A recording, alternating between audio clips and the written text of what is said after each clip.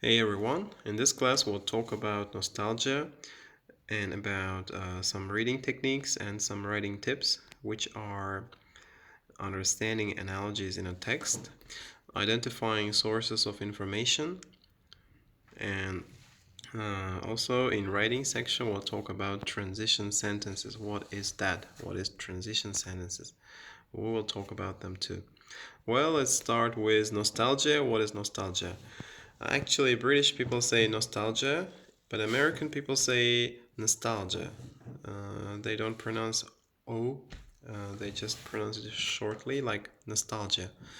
But I prefer the British way of the British pronunciation of this word, nostalgia.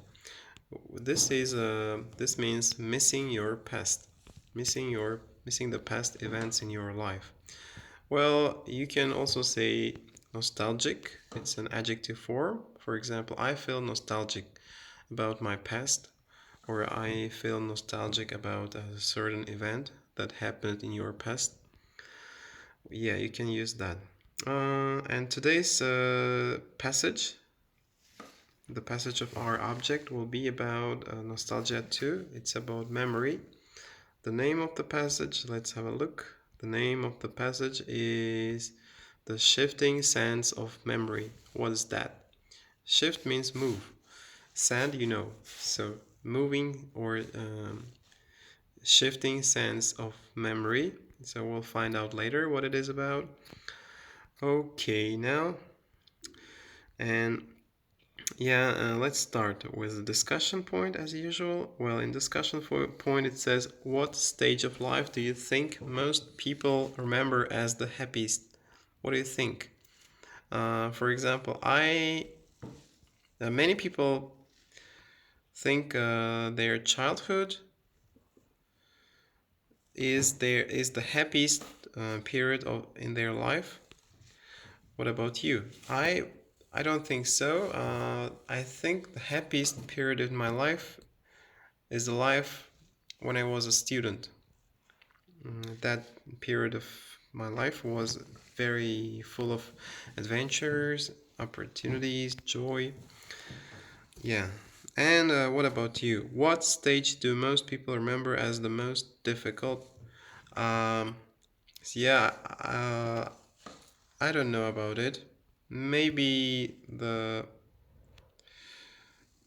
when they are old, maybe it's a bit more, the life is a bit more difficult than when they are young. Maybe that's, or everybody has their own life, so it's up to you. What do you think about it? Next one, what stage of things, what types of things do we store in our memories? Yeah. And what is short memory and what is long-term memory? Short-term memory, we'll talk about them too later. So what types of things do we store in our memories? What do you think? Well, I think maybe we store in our memories things that are interesting for us, things that has priority for us maybe. And next one, look at the situation below. What types of things do you need to remember in order to well in each situation? Okay, getting along with your family. Well, what types of things do you need to remember? Maybe you need to remember the birthdays or some other dates. If it's your wife or husband, if it's your spouse, maybe you need to remember the day of your marriage. And what about what types of things do you need to remember while making new friends? What do you think? I believe we need to remember what your friend told you, because if you forget many things, many of the things that your friend told you, your friend will think that you don't care about them. And what about playing a game or a sport?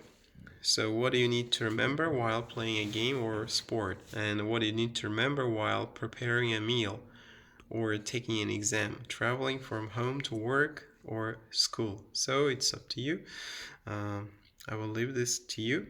I hope you will discuss it with your partners or classmates.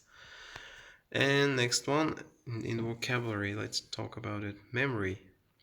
Here is a small text, small passage. How much do we know about memory? So how much do we know about memory? What do you think? And we need to fill the gaps. We need to complete this text with using the words here in the box. And eyewitness. What is eyewitness? Eyewitness is somebody who saw a crime or some other event, a crime or some accident happened, or some other events happened, and somebody who were accidentally there and somebody who happened to see all the happenings is called eyewitnesses. And hippocampus is a part of the brain where we store our information, where our memory is situated. That's a hippocampus. Long term, yeah, it's about memory. Memories could be long term and short term. Maybe you know about them. For example, when you acquire or perceive a new information, this this information comes into your short-term memory, and later on, if you work on it, if you practice it more, and if you try to remember or memorize it, it will transfer to long-term memory, from short-term to long-term memory. Yeah.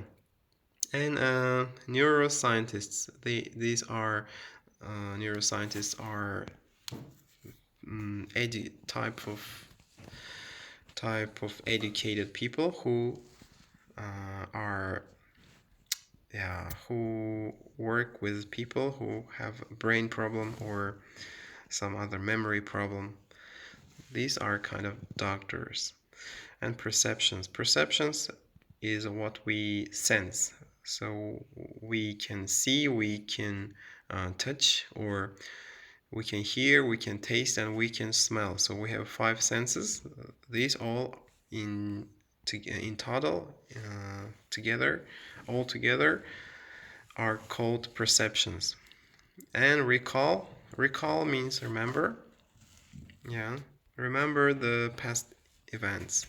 And stable is not changing. Something which is always changing is not stable. It's unstable or unsteady. But stable is something that doesn't change all the time.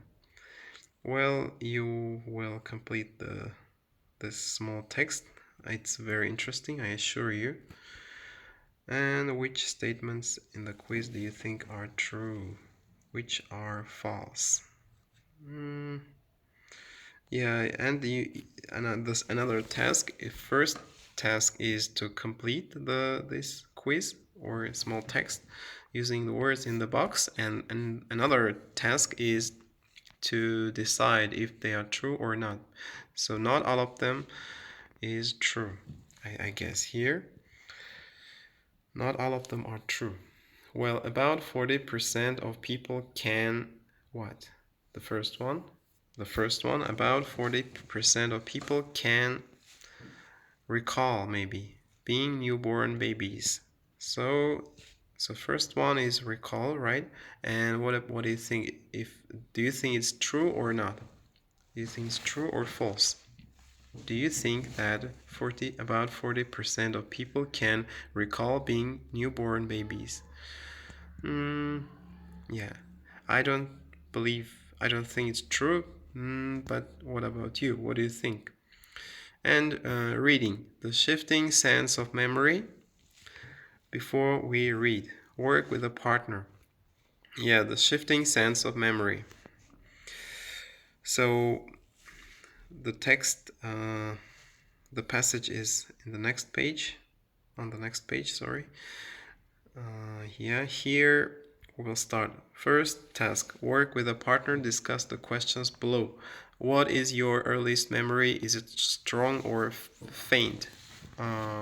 Yeah, my earliest memory maybe When I was 3 years old, I was trying to kick the ball, but I couldn't kick it. It was a bit difficult for me at that time. And the second, what are some of the strongest memories you have from your childhood? Yeah, I have a lot of strongest memories, but I prefer not to share them. What about you? And what are some things that people often have trouble remembering or aren't able to recall? So, what are some things that people have trouble remembering? What do you think? Maybe it's mm, some subtle things that have no importance, or that have that of little importance. Yeah, these kind of things are not memorized well in people's brains, maybe. Next one says global reading. Read the shifting sands of memory on page 3031, written by a journalist. Which statement best describes the writer's position? Yeah, this is about, writer's position, right? To answer this question, you need to read the whole text, the whole passage, right? Because it asks the writer's position, so you need to know the writer's position. In order for this, you need to read the whole passage. But if you have this kind of questions, it's better to deal with them in the end, not in the beginning, because in the end you have already done other questions and you're familiar with the context. You have already built your mind map. If you remember, we talked about mind map earlier in other classes.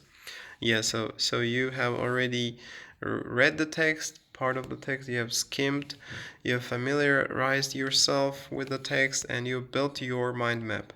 So so this means you already know about it. You know what part of the text deals with what. So it's better to leave this kind of questions to the end. You should deal with them in the end, after doing other questions, after answering other questions. In the very end, you can come back to this question. In this way, you will save time. If you do it now, you have to read the whole passage, and it's not easy. It will take a lot of time. It's time-consuming activity. And here, analogies. What is analogy? Analogy is two things that are similar to each other. Let's read it. Analogy is a figure of speech that shows how one thing is similar to another. Analogies often use the structures X is like Y. Yeah, that's analogy. For example, New York is like Shanghai. This sentence is analogy. For example, a unicycle is like a bicycle, except it has only one wheel. So why do we need analogies? Why do we need analogies? In academic writing, analogies are often used to make an idea clearer by showing how an unfamiliar concept is similar to something that readers already know well. That's true, because if the reader doesn't know about it, doesn't have any idea about something new, or yeah, it's better to use an analogy so the reader can understand. For example, do you know the fruit mango? Mango is a fruit, and many people have not tasted it, especially in Uzbekistan. And when I was describing it to my friends, I say it has a taste like melon, and it has a shape like a peach. That's analogy, right? Well, let's read on. Because writers will often use analogies to develop and expand their main idea over the course of a text, it is important to recognize and follow them. That's true. Now, so the next task is about analogy. In reading task, there are a lot of questions about analogies usually. For example, What does the writer think X is like? So this, you can come across this kind of questions sometimes. Or what does the writer think the tree is like? So the writer has said the tree is like something, and you need to find it. Yeah, this is an analogy, and in many questions analogies are used to check the astuteness of the reader. And in this task you need to find the analogies, so which are the true, which of these analogies were made or mentioned by the writer. There are 6 analogies. Well, obviously not all of them were mentioned by the writer, so you need to find which. In order to do this, you need to read the text, the passage, and here explain the analogies you checked in your own words. Which of the analogies in exercise 2 does the writer think is best? So another task, you need to find which of the analogies does the writer the writer thinks is the best. And look at the statements from the quiz in vocabulary preview. According to the shifting sands of memory, which are true, which are false? Yeah, you need to find which are true and which are false. But quiz is not here. I think it's in different part of the book. Yeah. And here about identifying the source of information. And yeah, in reading passages, the writer usually attaches the source of the information which he or she provided. If the writer gave some information, usually the writer mentions where he or she got this information from. Well, this is called source of the information, and it's advised to pay attention to them too, because in questions sometimes you need to know about the source of the information. Well, you need to pay attention how reliable, how credible the source is.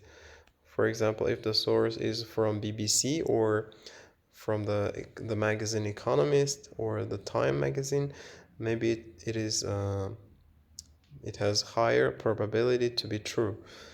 But if it's from Show Business magazine or some other cheaper magazines, so this information have a higher probability to be untrue. So it is advised to know about them. And exercise 1, here you need to read the passage on the next page, the shifting sands of memory. You need to read it and find the source for each piece of information. Here 7 pieces of information are given, and you need to find the source for each of them, looking at reading the passage. Next one, work with a partner, find 3 more pieces of information from the shifting sands and their sources. Yeah, you need to find 3 more pieces of information and write them with their sources. And exercise 3, which information do you think is most credible? Why? Which is less credible, and why? Yeah, so you need to read the sentences in sources in exercise 1 and 2. Exercise 1 and exercise 2. So exercise 1 has 7 pieces of information, and exercise 2 has 3 pieces of information, which you will find it yourself. And the task is, which information do you think is most credible and which is the least credible or less credible? And which of the sources used in the magazine article would you not expect to find in a news report? And which of them would you not expect to find in an academic essay on this subject? So news report is, something that you hear or read on newspaper or on the internet or on TV. So it's purely about news. It's purely about what is happening. It has less an analysis, and academic essay usually on a certain matter, a certain subject. For example, about memory, a text or essay about memory, written by some kind of psychologist. This is an academic essay, and you need to read the sources, the 10 sources in exercise 1 and 2, and decide which of them occur in a news report and which of them occur in an academic essay. Next one, developing critical thinking section. Here again, some more questions for discussion. Do you agree with Elizabeth Loftus that our memories are unreliable? Well, I haven't read the text, but I agree with her. I also of the mind that our memories are not reliable, because my personally my memory has failed me a lot of times. What are the strongest and weakest reasons that support this position? Yeah, so you need to find some reasons from the text, not yourself, not on your own, from the text. In reading exam, um, everything comes from text. If you have your own idea or your own opinion or your own reason about something, it doesn't matter. It has no importance at all.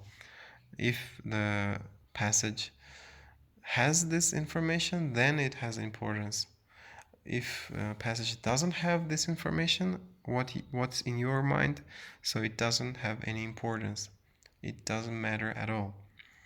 So please be careful and never put your own thoughts or ideas or reasons uh, without checking if they exist in the text or not.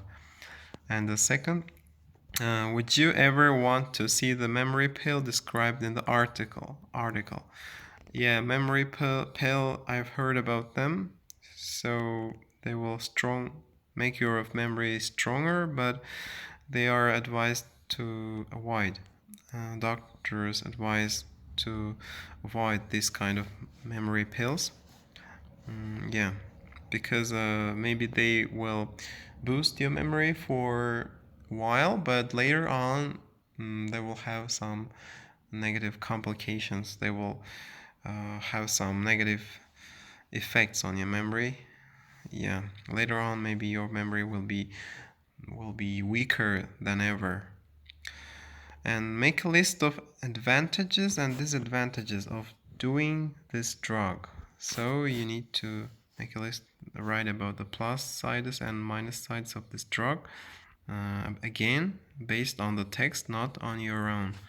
Imagine that human had perfect memories and never forgot anything. Would the world be a better place? So what do you think about it? If humans had perfect memories that doesn't forget anything, what would the world be like? I believe that the world would not be better and would not be worse. The world would be the same, because if we had a perfect memory, we wouldn't forget anything. We could learn a lot of languages, we can gain a lot of knowledge easily. That's a good side, that's a positive side. But we also wouldn't forget about our enemies, maybe people who hurt us, people who inflicted some pain on us. We would never forget them, and we would suffer from these memories for a long time. Actually, it's better sometimes to be forgetful. Yeah, instead of to hold grudges against people. Yeah, because if we hold grudges against people and remember what they did to us for a long time, we will suffer from this more than them. Yeah, that we will be the one who suffers, not them. So it's better sometimes to be forgetful and to ignore uh, people who inflicted pain on us. Okay, so that's my opinion, that's my idea. What about yours? So please make a list of advantages and disadvantages um, of the situation, yeah, of the imagined situation if we had perfect memory. And here the text. While you are reading the text, remember the tips that I gave you in the previous videos.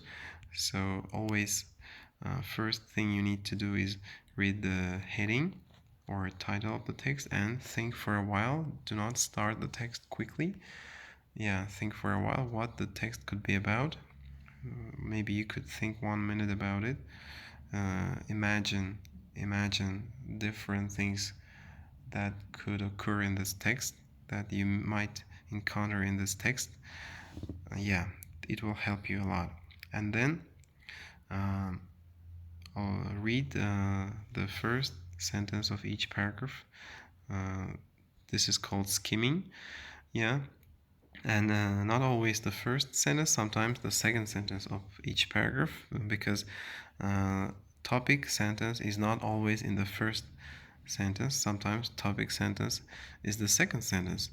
Well, topic sentence is the sentence that gives the main idea of the whole paragraph.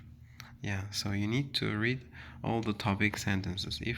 If we have here, if we have 1, 2, 3, 4, 5, 6, if we have 6 paragraphs, this means we have 6 topic sentences. Yeah. So this reading all 6 topic sentences is called skimming. Yeah.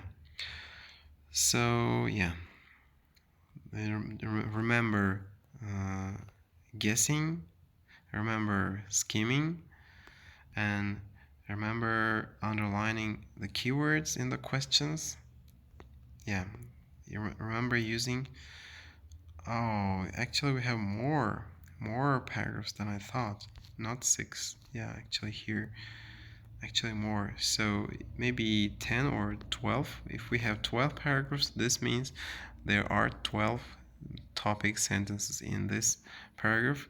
If you read all of them, this means skimming. If you skim the passage before you started, so you build a mind map and you know which part of the text deals with what sort of the questions, and it will help you a lot.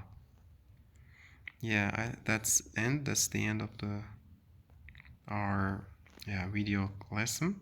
And wait, here are some more words. It's aim, assume, and crucial. Aim, it's aim something. I will tell you some synonyms. Aim is like a goal or target or objective. Everyone has aim. Something that you plan, but for far future or a bit further future. Plan is something closer, something nearer, but aim is something firmer and a little further than plan, because aim is usually firm. You decide something that you decide firmly, and it's a bit it will happen in further future than the plan. And assume is like guess or think. Actually, it has 2 meanings. First meaning is guess. Guess is in telling something that you don't know. If you don't know which is the right answer, you just guess it, right? Or if you don't know what really happened, you guess or you assume. You say, I assume I assume a car crash happened here, but you cannot see any car. You can only see some pieces of car. So you just assume that a car crash happened there based on the pieces, the the pieces of the car or car glass. And this is assume or guess. And and yeah, also you can use assume to express your opinion, to voice your opinion. For example, instead of think or believe, but believe is stronger. Assume is like think. I assume he will not come here, or I assume he will not study in that country. That's your something like guess, but used to express your opinion about something. And crucial is like important, vital, yeah, significant. It's a bit academic. You can use this word in writing too. So that's the end for today, and see you in the next video lesson. Goodbye.